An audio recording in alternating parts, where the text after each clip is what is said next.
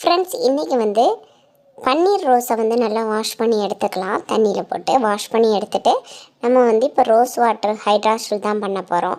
அதுக்கு வந்து நம்ம வந்து ஒரு பாத்திரம் எடுத்துக்கலாம். அதில் வந்து ரோஸ் பூவை போட்டுட்டு அதுக்கு மேலே ஒரு பவுலை வச்சுட்டு அந்த ஐஸ்கிரீம் போட்டு அதிலேருந்து வர்றது தான் ஹைட்ராஷில்.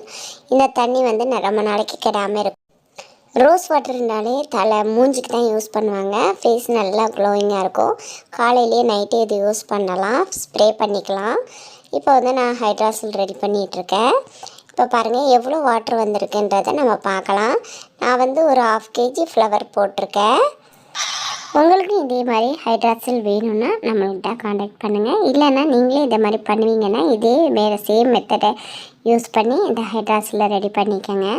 நம்மளோட வாட்ஸ்அப் நம்பரை கீழே கொடுத்துருக்கோம். இப்போ இந்த வாட்டரை வந்து நல்லா கோல்டாகிறதுக்கு விட்டுடலாம். இப்போ பாருங்கள் நல்லா கோல்டாகிடுச்சு.